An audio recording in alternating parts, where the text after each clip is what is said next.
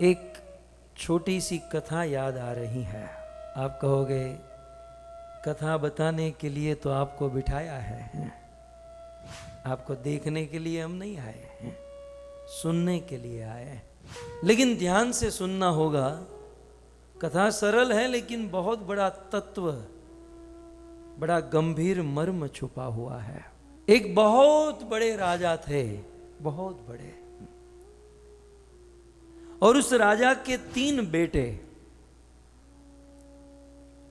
राजा की उम्र हो गई और राजा के मन में इच्छा हुई कि अब इन 3 बेटों में से, मेरे 3 सुपुत्र में से किसी एक को मैं मेरा स्थान, मैं मेरा पद, मैं मेरा राज्य देना चाहता हूं। अब तीनों को तो दिया नहीं जा सकता, 3 में से किसी ना किसी एक को राजा का पद माने राजा का स्थान प्रदान करना था। और राजा बड़े कंफ्यूज हुए। एक बार राजा के गुरु उनके राज्य में आए और राजा की चिंता को समझ गए। कहा महाराज आपको कोई चिंता, कोई परेशानी, कोई प्रॉब्लम? राजा ने बताया मेरे 3 बेटे हैं और मुझे अपना पद, अपना राज्य, अपना स्थान उन 3 में से किसी एक को देना है, लेकिन मैं किसको दूं ये निर्णय नहीं कर पा रहा हूं। गुरुजी ने कहा इसमें कौन सी बड़ी बात है। कभी कभी हमारे जीवन में बड़ी बड़ी समस्याओं का समाधान हमारे गुरुदेव के पास होता है। इसलिए जीवन में जब कोई चिंता हो, दुख हो, क्लेश या ग्लानि हो, तो महाराज दशरथ की तरह अन्य किसी के पास न जाकर गुरु गृह गए तुरंत महिपाला। गुरु का मार्ग पकड़े, गुरु के शरण में जाए। गुरुजी ने कहा महाराज चिंता मत करो, इसमें कोई बड़ी प्रॉब्लम नहीं है। आपको यही निर्णय करना है ना कि 3 सुपुत्र में से किसको अपना पद, अपना राज्य, अपना स्थान दो। तो महाराज एक काम करना होगा। बोले क्या? बोले हमारे राज्य के नदी के तट पर 3 कमरे बनाओ, रूम, 3 रूम बनाओ, 3 कमरे बनाओ, और आपके तीनों पुत्र को 100 रुपये दे दो। डॉलर नहीं, इंडियन रुपीस, 100 इंडियन रुपीस। ये इंडिया के राजा की कथा है। और तीनों को ये कह दो कि ये लो 100 रुपये, और इस 100 रुपये से आपको ये अपने अपने कमरे भरने हैं, अपने अपने कमरे को, अपनी रूम को भरना है, ये 100 रुपया। और आप तीनों में से जो अधिक अपने कमरे को भरेगा, जो सबसे अधिक अपने रूम को भरेगा, उसको राजा का पद, राजा का स्थान सौंपा जाएगा। जैसे गुरु जी ने कहा वैसे ही राजा ने उस नदी के तट पर 3 रूम, 3 कमरे बनाए और अपने तीनों पुत्रों को बुलाकर 100 रुपये दे दिए और कह दिया कि अपने कमरे को ज्यादा से ज्यादा भरो। जिसका कमरा ज्यादा भरा हुआ होगा उसको मेरा पद, मेरा स्थान प्रदान किया जाएगा। तीनों बच्चों के पास 100 रुपये आ गए। अब सुनिए, पहला बच्चा जो था ना, लगभग हमारी तरह, आप लोगों की तरह, मेरी तरह समझो ना, उसने अपनी बुद्धि लगाई कि ये हमारे पिताजी बूढ़े हो गए, बूढ़ो पागल हो गया है, 100 रुपये में कोई कमरा भरता है? आजकल कमरे को सजाने के लिए, भरने के लिए कितना पैसा चाहिए। तो बूढ़ो पागल हो गया है, 100 रुपये से ये रूम तो नहीं भरेगा, लेकिन ये रूम जो है, यहां थोड़ा रूम है पेट में, ये भर जाएगा। बोले वैसे भी कमरा तो 100 रुपए में भरने वाला है नहीं, उससे अच्छा है मैं अपना पेट ही भर लूं। सीधा गया भारत की एक दुकान में, 25 रुपए का खमन ढोकला लिया, 25 रुपए का वड़ा पाव लिया, खा लिया।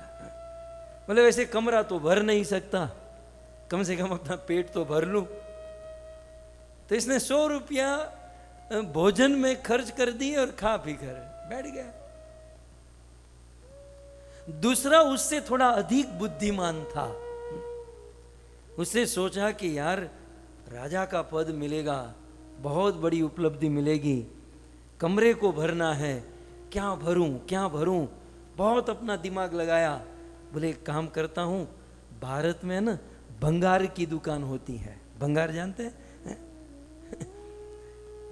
जो घर में कूड़ा कचरा किसी के काम का नहीं होता, वहां भंगार के वहां बहुत कम पैसों में बिकता है। तो एक काम करूंगा, भंगार की दुकान में जाऊंगा और जो जूना पुराना भंगार होगा उससे घर भर दूंगा।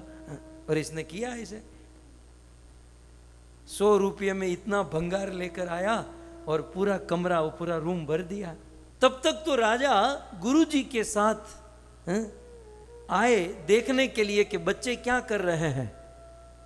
वो पहला वाला तो खा पी कर सो गया था, गुरुजी ने कहा इसको छोड़ो, इसका कुछ नहीं होने वाला, वो तो सो गया है। दूसरे ने भरा भंगार, लेकिन देखा तीसरा क्या कर रहा है, ध्यान से सुनिएगा। तीसरे ने क्या किया जानते हैं?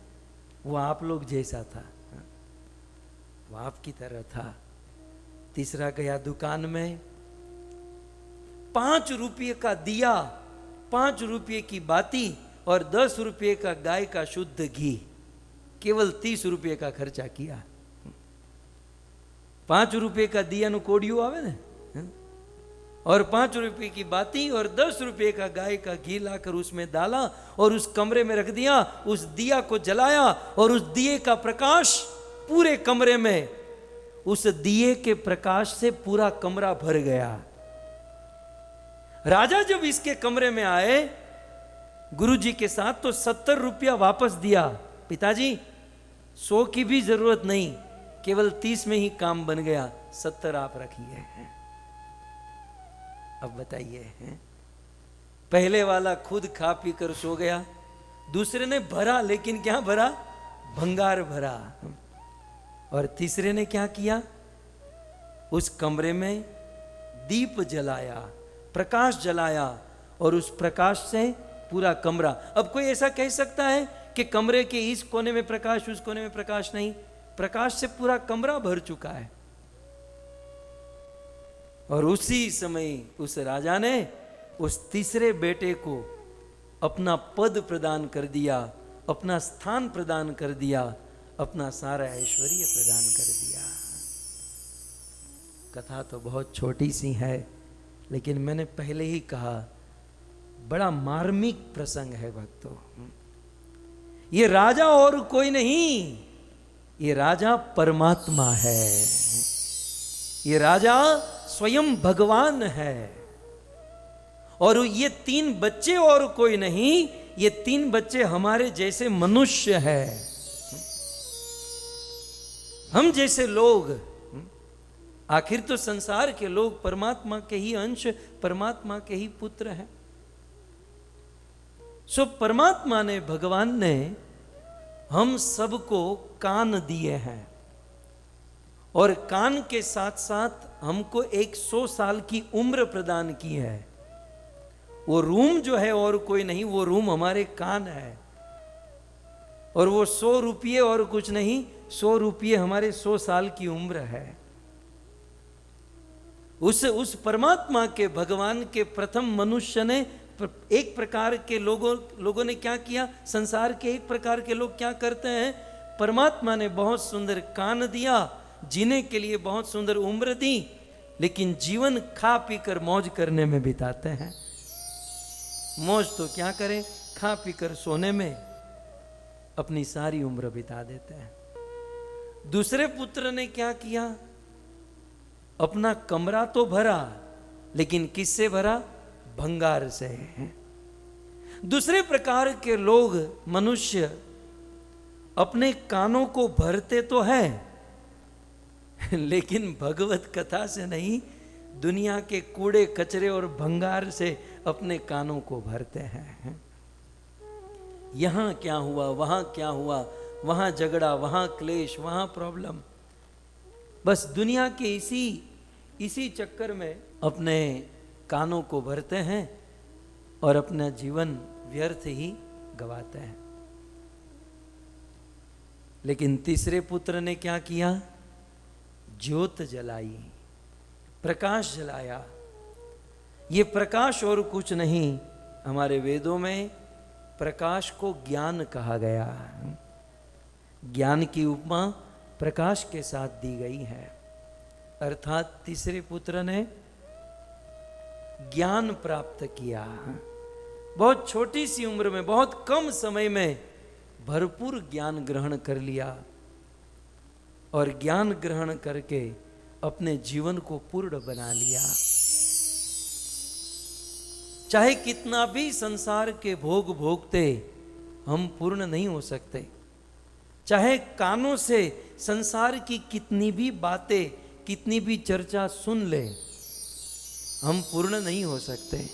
लेकिन हाँ, यदि हम बहुत कम समय के लिए भी ज्ञान ग्रहण करते हैं, ज्ञान अर्जन करते हैं, तो उस ज्ञान के द्वारा हमारा मनुष्य जीवन पूर्णता की ओर प्राप्त होता है।